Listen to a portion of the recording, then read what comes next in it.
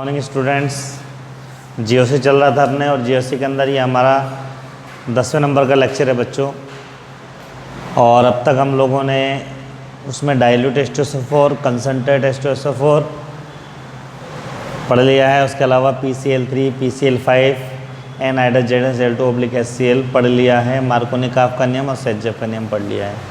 आज जिस important topic के बारे में हम लोग बात करेंगे वो है बच्चों हमारे पास में एक्वस KOH। क्या है बच्चों? एक्वस KOH, इसको बोलते हैं हम लोग जलीय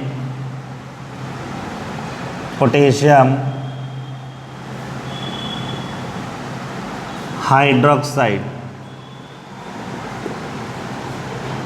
जलीय पोटेशियम हाइड्रोक्साइड, इसको कई बार वो Ag2O मॉइस्ट नमी भी लिख देता है, इसको कई बार वो AgOH भी लिख देता है।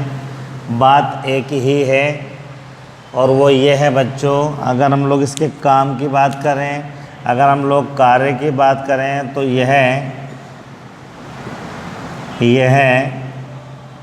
X का प्रतिस्थापन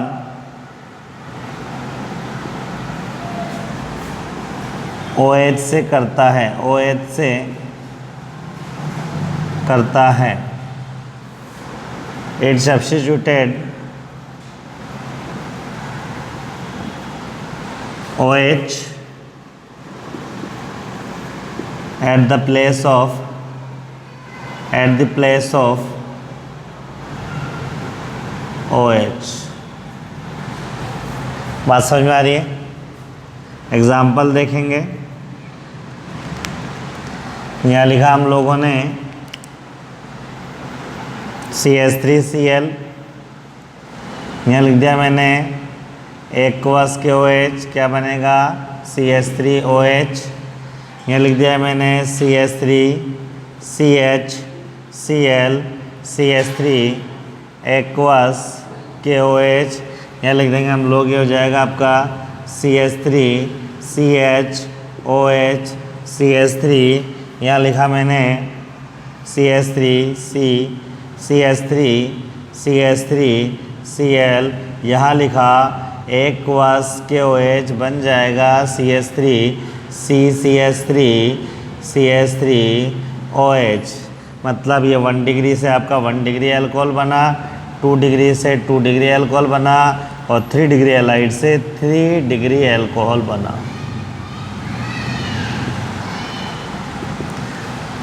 ठीक है बच्चों, लेकिन खास बात यह है,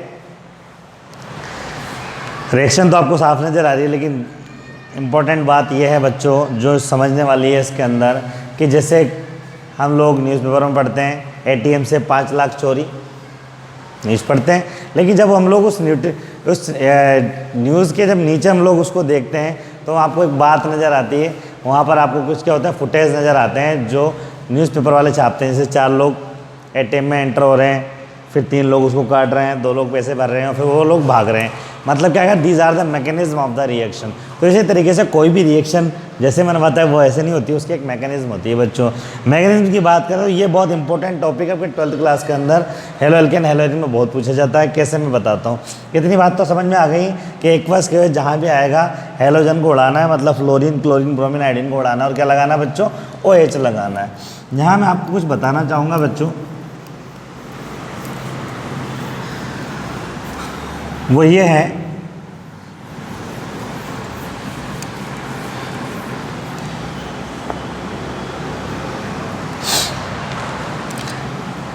कि CH3Cl ये 1 डिग्री हैलाइड है, ठीक है, एल्काइल हैलाइड। और CH3CCH3CH3Cl ये होता है आपका 3 डिग्री एल्काइल हैलाइड। खास बात ये बच्चों, ये 1 डिग्री है, 3 डिग्री है, ये जब इसकी रिएक्शन है वो कहलाती है आपकी SN2 रिएक्शन। ये कहलाती है इसकी रिएक्शन आपकी SN1 रिएक्शन। SN2 का मतलब हो गया, 2 का मतलब हो गया बाई, N का मतलब हो गया बाई, 2 का मतलब हो गया बाई मॉलिक्यूलर न्यूक्लियोफिलिक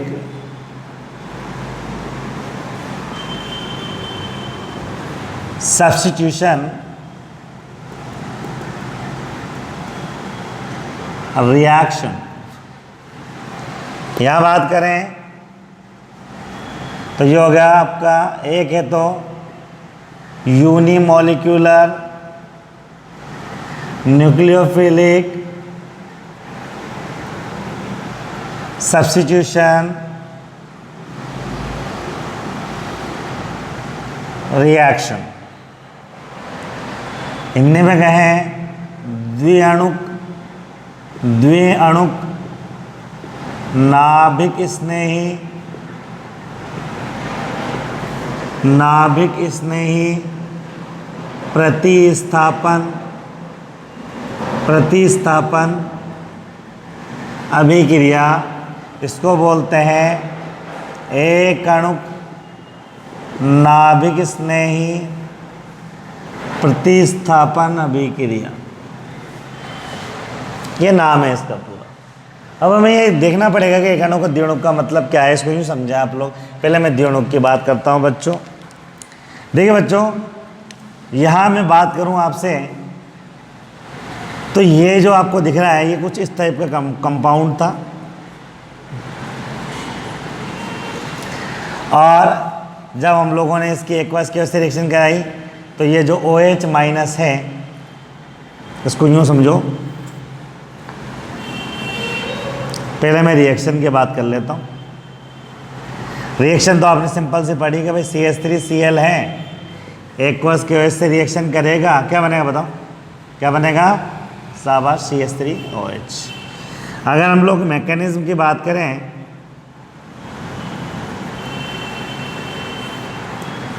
तो बच्चों हुआ यूँ कि ये जो आपको नज़र आ रहा है ये कंपाउंड कुछ इस तरीके से था, ठीक है। ये OH माइनस अटैक करने आया, ठीक है बच्चों। अब ये अटैक करने आया तो सीन कुछ इस तरीके से है, जैसे मान लीजिए आपका एक मित्र है, आपका एक दोस्त है, फ्रेंड है, उसने क्या किया, अपने घर एक पार्टी रख दी। मान लीजिए उसका नीट में सिलेक्शन हो गया या JEE मेंस में उसका सिलेक्शन हो गया, एडवांस में सेलेक्ट हो गया, वो अच्छा कॉलेज मिल गया, उसने एक पार्टी रख ली। पार्टी अपने घर पे रखी, और पार्टी जब उसने घर पे रखी, घर था बड़ा, और घर पे क्या था, 2 गेट थे, एक पे उसके फादर वेलकम कर रहे थे और एक पे कौन, उसका अपना आपका दोस्त वेलकम कर रहा था। अब बताओ आप कौन से गेट से एंटर होना पसंद करेंगे, कौन से गेट से, सही बोला, जहाँ जिस गेट पर आपका दोस्त खड़ा है। क्यों, फादर से तो रिपल्शन होगा ना भाई। तो इसी तरीके से ये OH भी नेगेटिव, Cl भी नेगेटिव, तो ये क्या करता है, ये OH अटैक करता है आपका बैक साइड अटैक, ठीक है बच्चों। जब बैक साइड अटैक करता है तो कंडीशन कुछ इस तरीके से बनती है बच्चों, जो कंडीशन बनती है वो इस तरीके से बनती है।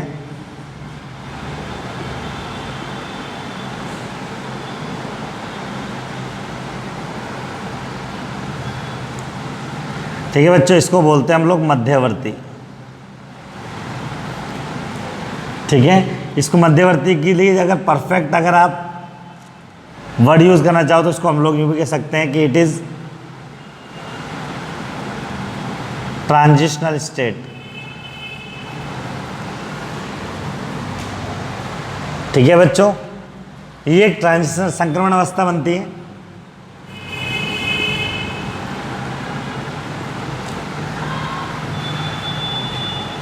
इन ट्रांजिशनल स्टेट के अंदर अगर हम लोग बात करें बच्चों, तो यहाँ आपको नज़र आ रहा होगा कि कार्बन की वैलेंसी आपको होती 4 है, लेकिन आप 5 ले जाओगे, 1 2 3 4 5, लिए क्या होता है, अस्थायी होता है, अनस्टेबल होता है।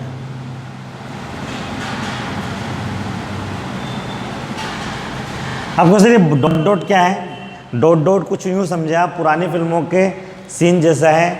जैसे मान लीजिए कोई एक गार्डन है, गार्डन में हीरो गाना गा रहा है, हीरोइन गाना गा रही है, साथ साथ दोनों घूम रहे हैं, और फिर क्या होता है, गाना गाते गाते हीरोइन एक बेंच पर बैठ जाती है, ठीक है बच्चों। अब उसके बाद में थोड़ी हीरोइन खसकती है, फिर हीरो खसकता है, फिर हीरोइन खसकती है, फिर हीरो खसकता है, और फिर जब बेंच खत्म हो जाए तो हीरोइन चली गई, मान लीजिए हीरो बैठा रह गया। इसी तरीके से मान लीजिए बच्चों, यहाँ पर ये वाला बॉन्ड धीरे धीरे बन रहा है और ये वाला बॉन्ड धीरे धीरे टूट रहा है, ठीक है। बात समझ आ गई। जब ये बॉन्ड पूरी तरीके से ब्रेक हो जाएगा, ये पूरा बन जाएगा, तो कंडीशन कुछ इस तरीके से हो जाती है बच्चों। जगह कम है, मैं इधर लिख देता हूँ। तो कंडीशन कुछ इस तरीके से हो जाती है बच्चों, कंपाउंड आपका जो बनता है वो बनता है आपका ये। तो 2-3 बातें आपको ध्यान रखने वाली बात है। पहली बात तो ये है बच्चों, इसके अंदर जैसा कि नाम है SN2 है, तो ये कहलाती है आपकी द्वितीय कोटि की अभिक्रिया। ये जो एग्जाम्पल है CH3Cl का, it is second order reaction, second order reaction, example of second order reaction. ये सेकेंड ऑर्डर रिएक्शन का एग्जाम्पल है। सेकेंड ऑर्डर क्यों कहेंगे, द्वितीय कोटि क्यों कहेंगे? कोटि सिंपल सी बात है, जब इनऑर्गेनिक पढ़ोगे आप तो बता दूं कि रिएक्शन की स्पीड जितने कम फैक्टर पे डिपेंड करती है उतने कोटि की अभिक्रिया कहलाती है। यहाँ जो रेट ऑफ रिएक्शन है वो डिपेंड करती है किसके ऊपर? डिपेंड करती है CH3Cl के ऊपर और डिपेंड करती है OH माइनस के ऊपर। जब तक ये CH3Cl से Cl नहीं हटेगा, OH नहीं जुड़ेगा। तो यूँ कह सकते हैं अभिक्रिया की जो दर होती है, अभिक्रिया की जो रेट होती है वो डिपेंड करती है या समानुपाती होती है, यूँ कह सकते हैं क्रियाकारक और अभिकर्मक के। ठीक है बच्चों, द्वितीय कोटि की अभिक्रिया। दूसरी बात आपको ये समझ में आनी चाहिए इसके अंदर कि यह एक पद में होती है, एक पद में होती है, कंप्लीट इन सिंगल स्टेप। ठीक है। तीसरी बात ये इसके अंदर संक्रमण अवस्था बनती है, संक्रमण अवस्था बनती है। आप बोलोगे सर आपने अभी मध्यवर्ती भी बोला था, देखो बेटा मध्यवर्ती और संक्रमण अवस्था में थोड़ा सा फर्क होता है। मध्यवर्ती इंटरमीडिएट जो भी बनता है वो स्टेबल होता है और ट्रांजिशन स्टेट की होती है अनस्टेबल होती है। बात समझ में आ गई आपको? मध्यवर्ती से आप कुछ और भी बना सकते हो, कुछ और भी रिएक्शन आगे चला सकते हो, लेकिन यहाँ क्या होगा, फाइनल प्रोडक्ट यही बनना है। बात समझ में आ गई आपको? ये बात समझ में आ गई। उसके बाद में अगर हम लोग बात करें कि अगर रिएक्टिविटी ऑर्डर की बात करें तो इसकी स्पीड के अंदर बात करें सबसे ज़्यादा ये होती है आपकी 1 डिग्री के अंदर SN2 रिएक्शन। ठीक है। उसके बाद होती है 1 डिग्री में, उसके बाद होती है आपके किसमें 2 डिग्री में, उसके बाद में होती है 3 डिग्री में। तो यूँ कह सकते हैं कि SN2 जो रिएक्शन होती है बच्चों, ठीक है, उसमें क्रियाविधि ऑर्डर होता है 1 डिग्री 2 डिग्री 3 डिग्री, उल्टा याद कर सकते हो। मतलब 2 डिग्री तो 1 डिग्री से 2 है तो 1 से चालू होगा। यहाँ एक बात और होती है बच्चों, इस रिएक्शन के अंदर एक प्रोसेस होती है जिसको कहते हैं, अगला पॉइंट इसके नीचे लिख देंगे हम लोग, जो कह सकते हैं inversion in configuration, inversion in configuration, configuration, inversion configuration takes place,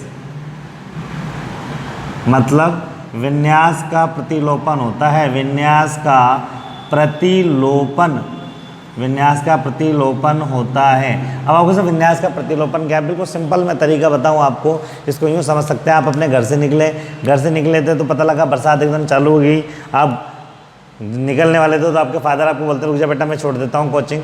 ठीक है, आपने पापा ने आपके बाइक निकाली, आप पीछे बैठ गए, निकलने वाले थे, कितने में मदर आए कि भाई रुक जाओ, छाता ले जाओ, भीग जाओगे, और आपने छाता लगा लिया।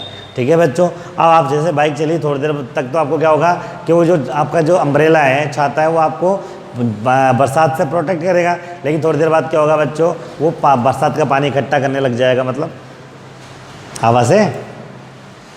क्या हो गया, इसी को बोलते हैं हम लोग इन्वर्जन कॉन्फ़िगरेशन, कि भैया जो विन्यास था वो उल्टा हो गया, उसका प्रतिपन हो गया। इसको बोलते हैं हम लोग विन्यास का प्रतिपन, इन्वर्जन एंड कॉन्फ़िगरेशन। तो यूँ कह सकते हैं बच्चों, इस रिएक्शन के अंदर इन्वर्जन कॉन्फ़िगरेशन होता है। बात क्लियर होगी नहीं?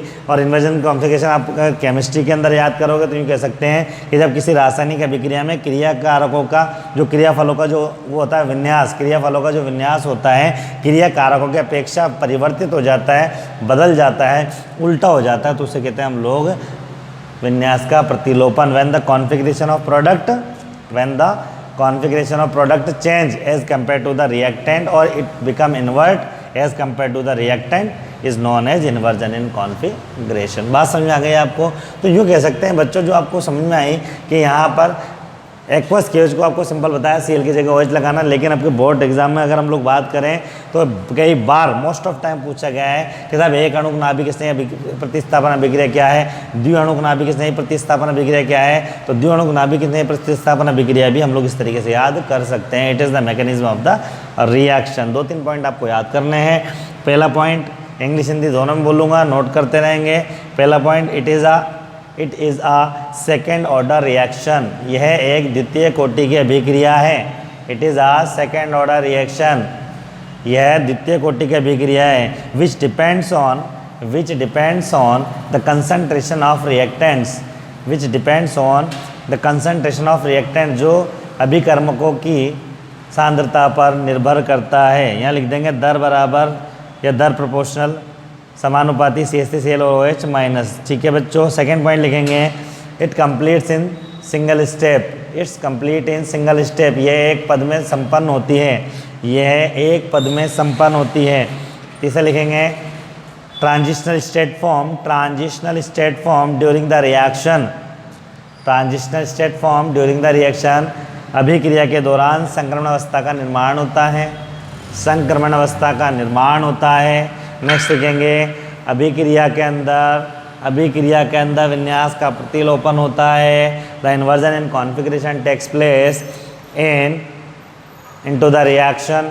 और लास्ट पॉइंट लिखेंगे इस अभिक्रिया के लिए अभिक्रिया एल्किल हैलाइड का क्रियाशीलता क्रम, इस अभिक्रिया के लिए एल्किल हैलाइड की क्रियाशीलता क्रम निम्न प्रकार होता है 1 डिग्री, 2 डिग्री तथा 3 degree. The reactivity order of alkyl halide for SN2 reaction is 1 degree, 2 degree and 3 degree.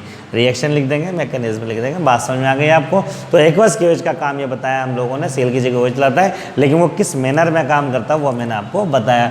अब मैं बात करूँगा आपसे SN1 रिएक्शन की। अगर मान लो SN1 की बात करें बच्चों, मैं ये सब चीज़ मिटा रहा हूँ, ठीक है। यहाँ मैंने SN1 की बात करेंगे तो थोड़ा सा चेंज तो ये, जहाँ जो चेंज कर रहा हूँ वो चेक करते चलेंगे, चेंज आपको नज़र आ जाए, इसलिए रेड पेन से लिख रहा हूँ, रेड पेन आया कहीं लिखा हुआ नहीं है, ठीक है। पहली बात तो ये हम लोग बात कर रहे हैं इसकी, किसकी बात कर रहे हैं, हम लोग बात कर रहे हैं SN1 रिएक्शन की, ठीक है। पहली बात तो ये जो रिएक्शन होती है ये 3 डिग्री के अंदर होती है, it takes place in 3 degree, ठीक है बच्चों। एक्वस केओएच से रिएक्शन करेंगे, क्या होगा मुझे बताओ, क्या काम करता है एक्वस केओएच, Cl को हटा देता है और क्या लगाता है, OH लगा देता है, CH3OH, ये रिएक्शन होगी। मैकेनिज्म की अगर आप बात करेंगे बच्चों, तो मैकेनिज्म या क्रिया विधि की बात करें तो क्रिया विधि कैसे संपन्न होती है उसके बारे में बता देता हूँ आपको बच्चों। इसके अंदर क्या होता है बच्चों,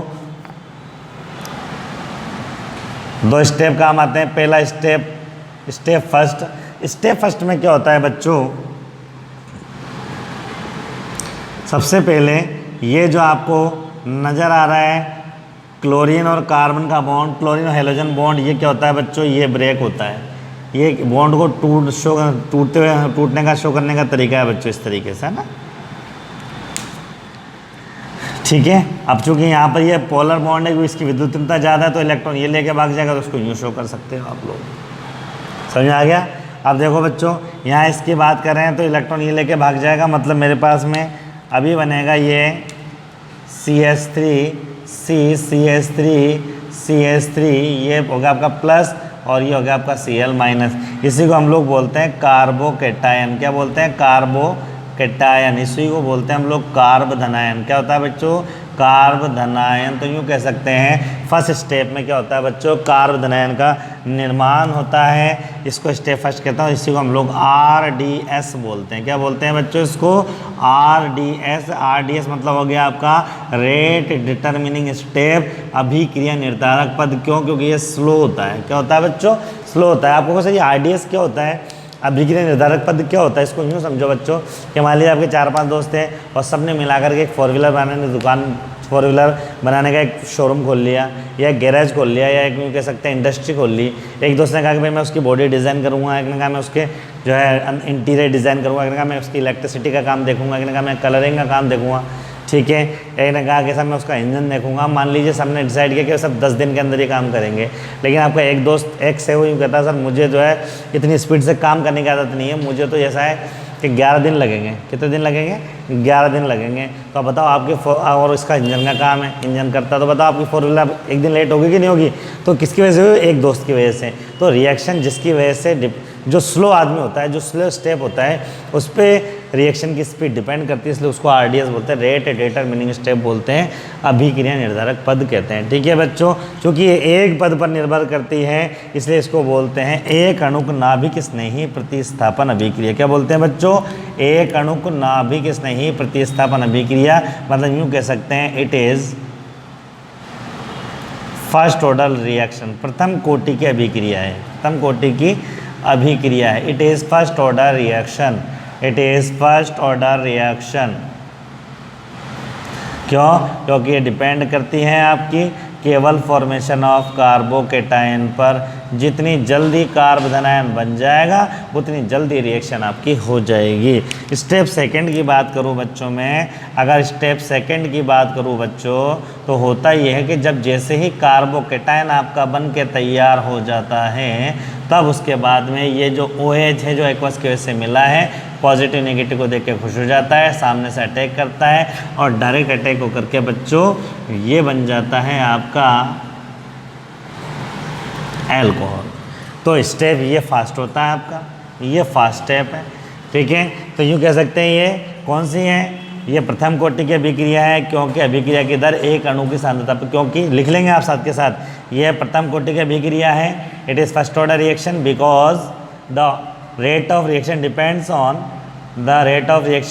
depends on single molecule concentration, because अभिक्रिया की दर एक पद की सांद्रता पर निर्भर, एक क्रियाकारक की सांद्रता पर निर्भर करती है।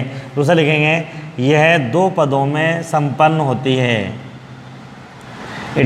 इट कंप्लीट इन 2 स्टेप्स, यह दो पदों में संपन्न होती है, यह दो पदों में संपन्न होती है। इसके प्रथम पद में आगे पॉइंट लिखेंगे, इसके प्रथम पद में कार्ब धनायन बनता है। इसके प्रथम पद में कार्ब धनायन बनता है। Carbocation are formed in first step of this reaction, in first step of this reaction. यह धीमी गति से होता है, यह धीमी गति से होता है। इट इज़ स्लो स्टेप, इस कारण इसे RDS कहा जाता है। So it is known as RDS, rate determining step, अभिक्रिया निर्धारक पद कहा जाता है।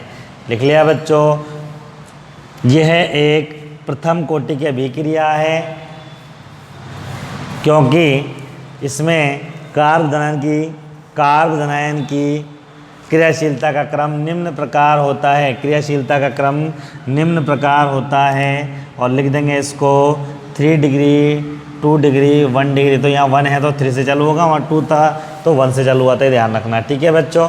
बात समझ में आ गई।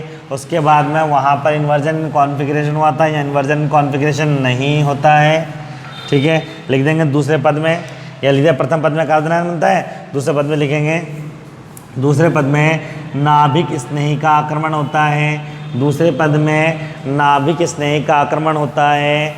Attack of nucleophile in second step takes place, लिख दिया बच्चों। उसके बाद में अगर हम लोग बात करें आगे इसके अंदर तो यूँ कह सकते हैं racemisation takes place during the reaction, यूँ कह सकते हैं अभिक्रिया के दौरान रेसिमीकरण होता है, रेसिमीकरण होता है। आया हुआ क्वेश्चन एग्जाम में रेसिमीकरण। अब इसको रेसिमीकरण क्या चीज़ है, इसको समझने के लिए 2 बातें मैं आपको बताना चाहूँगा बच्चों, वो क्या है वो गौर से आप सुनेंगे, ठीक है। रेसिमीकरण क्या है वो मैं बता दूँ आपको, ठीक है बच्चों। इसको यूँ समझिए आप कि आपके पास में कोई एक ऐसा कंपाउंड है, ठीक है, उस पर एक कंपाउंड वो वैलेंसी A, B, C और ये D जुड़ा हुआ है, ठीक है। आपने इसकी रिएक्शन करा दी Y से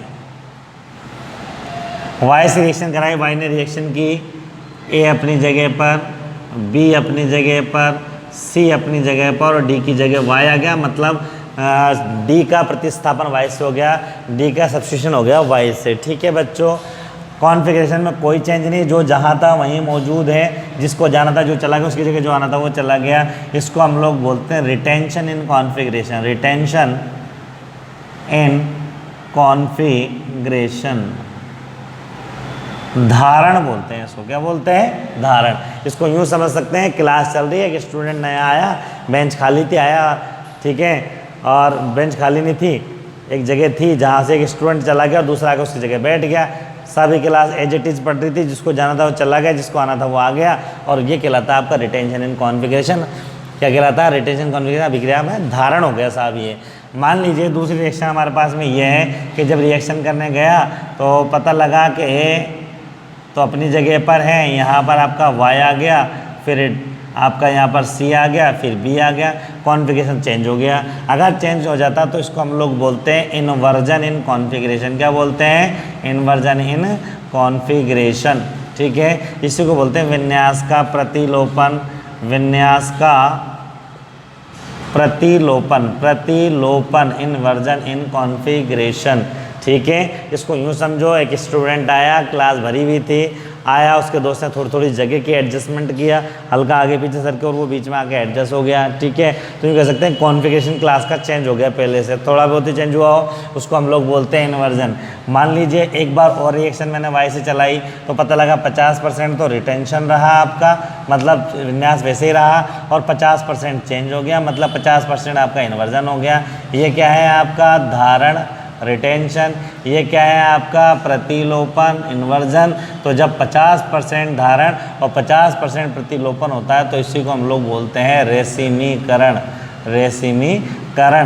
रेसिमिसेशन। ठीक है, when 50% inversion and 50% retention takes place into the reaction is known as racemisation. और इस मिक्सचर को हम लोग बोलते हैं रेसिमिक मिक्सचर। क्या बोलते हैं बच्चों? रेसिमिक मिश्रण या रेसिमिक मिक्सचर।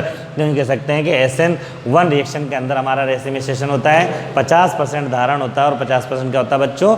प्रतिलोपन होता है। बात समझ आ गई बच्चों आपको? 2 स्टेप में होती है। तो एक्वस के जहाँ भी आएगा क्या करोगे आप?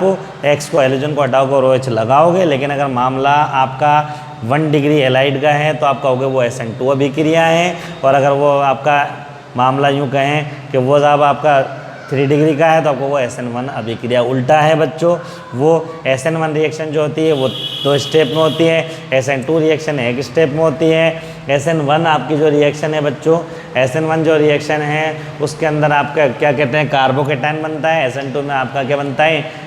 ट्रांजिशनल स्टेट बनती है। इसमें रिएक्टिविटी ऑर्डर होता है आपका कौन सा? SN1 के अंदर 3 डिग्री, 2 डिग्री, 1 डिग्री, जबकि SN2 में रिएक्टिविटी ऑर्डर होता है आपका 1 डिग्री, 2 डिग्री और 3 डिग्री। ठीक है बच्चों, उसके अंदर क्या होता है? SN2 में क्या होता है? SN1 में क्या होता है? विन्यास का रेसिमीकरण होता है, मतलब 50% धारण और 50% प्रतिलोपन होता है। और इसमें बात करें तो क्या होता है? विन्यास का प्रतिलोपन होता है। उसमें रिएक्टिविटी ऑर्डर होता है आपका कौन सा होता है? SN1 के अंदर होता है 3 डिग्री, 2 डिग्री, 1 डिग्री, और इसमें होता है 1 डिग्री, 2 डिग्री और 3 डिग्री। उसके अंदर क्या कहते हैं बच्चों? अगर उसकी बात करें तो वो SN1 है प्रथम कोटि की अभिक्रिया। अभिक्रिया की दर होती है इस तरीके से, और वो है आपका द्वितीय कोटि की अभिक्रिया। राजस्थान बोर्ड के अंदर कई बार क्वेश्चन आ चुका है, right the difference between SN1 SN2 mechanism. SN1 और SN2 अभिक्रिया के लिए में अंतर लिखिए, तो ये अंतर लिखे जा सकते हैं। बाकी SN1 SN2 को समझाने के भी कई क्वेश्चन आए, ठीक है, तो वो उस तरीके से समझा सकते हैं। बाकी हमने तो एक छोटा सा रिएजेंट पढ़ा, चैप्टर में पढ़ेंगे हम लोग ये बात। अभी हम लोगों ने केवल इतनी सी बात पढ़ी है बच्चों, जो खास बात है, और वो ये है कि अभी आपको मैंने एक्वस KOH के बारे में बात बताया। तो यहाँ पर एक बात मन में ये भी आई थी कि सर क्या एक्वस KOH हमारे पास में एल्कोहल बनाने के काम में आता है? नहीं, ऐसा नहीं है बच्चों। हम उससे एल्डिहाइड भी बना सकते हैं, हम उससे कीटोन भी बना सकते हैं, हम उससे कार्बोक्सिलिक एसिड भी बना सकते हैं, सब बना सकते हैं। कैसे मैं बता देता हूँ आपको। अभी एक्वस KOH चल रहा है, ये सब लिख लिया। यहाँ रिएक्शन बताने के बाद में एक बात और मैं सी के अंदर बताऊँगा आपको, वो नोट करके हम लोग लिखेंगे। ठीक है, पहले देख लीजिए आगे। एक्वस KOH चल रहा है हमारे पास में। मान लीजिए हमारे पास में कंपाउंड ये है, ठीक है, डाइलाइड है। कौन सा है? जैम। क्यों? एक ही कार्बन पर जब 2 हैलोजन होता है डाइलाइड कहलाता है। मैंने इसकी एक्वस KOH से रिएक्शन कर दी, बताओ क्या होगा? क्या करता है एक्वस KOH? आपको सर सील की जगह OH लगा देता हूँ। ये बन गया आपका CH3 CH, 2 हैलोजन थे, दोनों को उड़ा दो और दोनों की जगह OH लगा दो। बताओ स्थाई है? स्थाई बोलो। आपको क्या अस्थाई? क्यों? एक ही कार्बन में एक से ज़्यादा OH नहीं हो सकते। क्या होगा बच्चों? जल का अणु बाहर। क्या बन जाएगा मुझे बता सकते हैं? यहाँ बन जाएगा आपका CH3CHO। बना के नहीं बना? ठीक है, मान लीजिए कंपाउंड इस तरीके से होता है बच्चों। ये कंपाउंड हो रहा है इस तरीके से CH3CCl और यहाँ लिख देते हैं हम लोग एक्वस KOH। तो बच्चों क्या होता है? यहाँ बन जाता है आपका CH3COH OH CH3। बताओ स्थाई है? अस्थाई? आपको सर अस्थाई H2O बाहर बन जाता, CH3C double bond O CH3 ketone बन जाता। ठीक है बच्चों, अगर मान लीजिए मैं इसकी बात करूँ CHCl3, नाम बता सकते हैं इसका? CHCl3 का क्या नाम बोलो? क्लोरोफॉर्म। ठीक है बच्चों, क्या काम आता है? निश्चेतक के रूप में। एक्वस KOH से रिएक्शन कराएंगे, क्या होगा बताओ?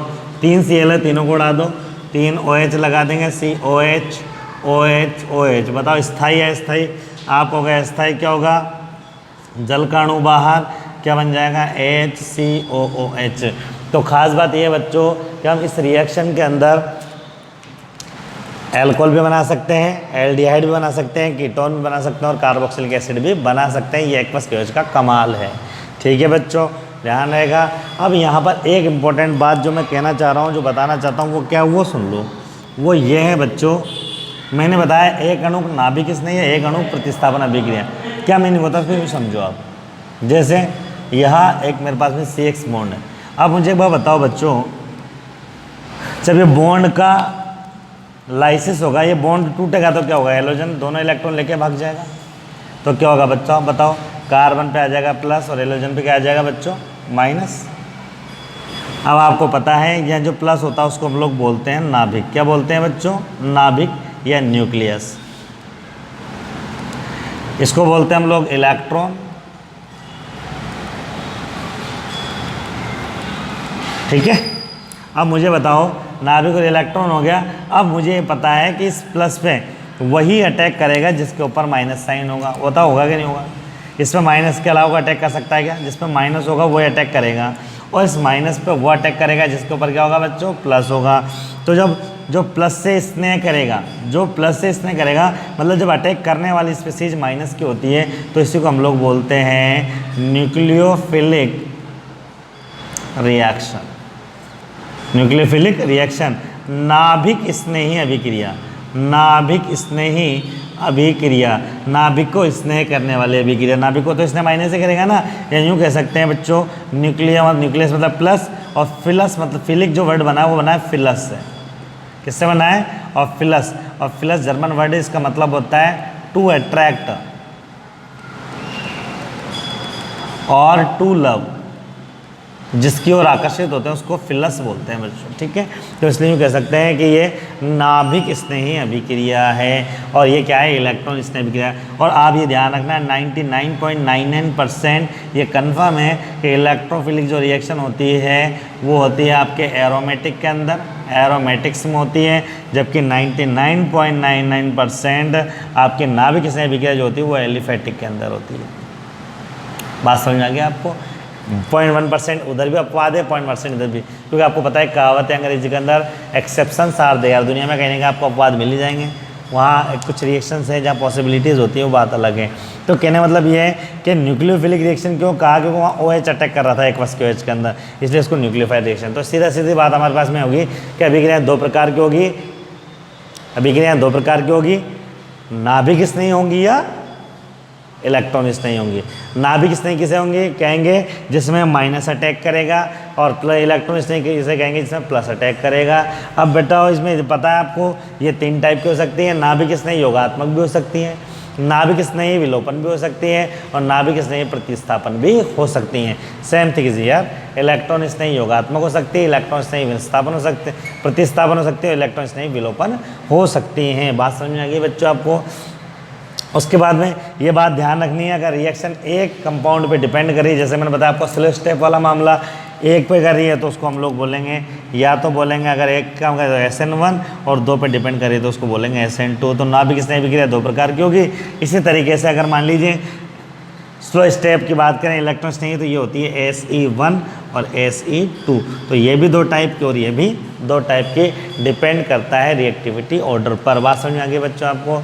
तो यहाँ हम लोगों ने आज जो बात की वो बात की एक्वस केओएच के ऊपर, और एक्वस केओएच के बारे में इतनी सी बात हमें याद रखनी है, वो मैंने आपको बताया कि एक्वस केओएच क्या काम करता है, हेलोजन को हटाता है और Cl लाता है। ठीक है बच्चों, एक्वस केओएच से 2 इंपॉर्टेंट रिएक्शन हम लोगों ने डील की, जो कि राजस्थान बोर्ड का बहुत इंपॉर्टेंट पोर्शन है। कई बार एग्जाम में अगर आप पिछले 5 साल के पेपर उठा के देखो तो एक आध बार आपको मिल जाएगा, श्योर है।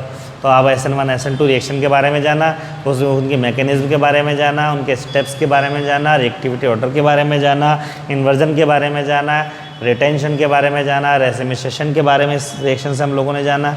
उसके बाद में हम लोगों ने ये देखा कि इससे एल्डिहाइड बना सकते हैं, कीटोन बना सकते हैं, कार्बोक्सिलिक एसिड बना सकते हैं।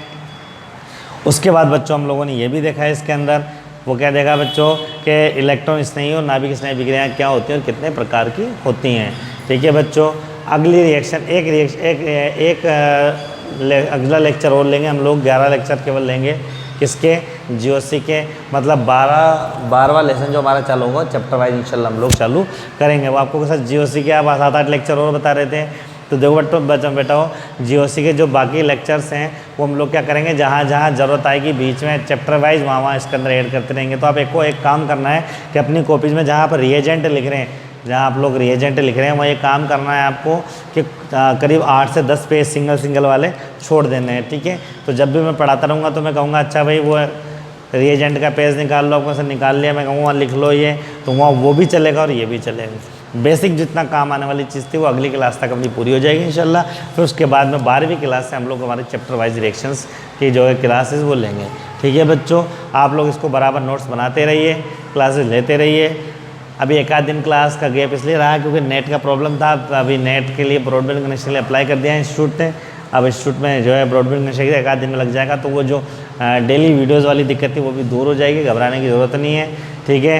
क्वेरीज आप डालते रहिए, क्वेश्चंस आप करते रहिए, जवाब आपको मिलता रहेगा, चाहे थोड़ी देर बाद मिले, वजह बहुत सारे काम होते हैं इसलिए, ठीक है। पढ़ाई अपनी जारी रखिए, कोई और दिक्कत है तो फ़ोन भी कर सकते हैं, फ़ोन नहीं कर सकते मैसेज कर दीजिए, मैं फ़ोन कर लूँगा आपको, घबराने की बात नहीं, ठीक है बच्चों। अभी तक जो आपके दोस्त हैं जिनको नहीं मिला है, नहीं पता है, ठीक है बच्चों, उनसे भी कह दीजिए। आने वाले टाइम में मैंने जैसे कि आपको बताया था शॉर्ट वीडियोज़ हम लोग अब डालने वाले हैं आपके, जो डिपेंड होंगे, बेस्ड होंगे आपके 12th क्लास के जो आपके बोर्ड के जो इंपॉर्टेंट क्वेश्चन है उस पर डिपेंडेबल होंगे बच्चों, ठीक है। तो यूँ कह सकते हैं कि आप बहुत सारी चीज़ आपको मिलने वाली है, मिलती रहेगी, आप कंटिन्यू जुड़े रहिए, क्लासेस लेते रहिए नेक्स्ट जीएस के अंडर में, ठीक है बच्चों। प्रॉब्लम्स दूर करते रहेंगे, अगली क्लास में मिलते हैं बच्चों, ओके।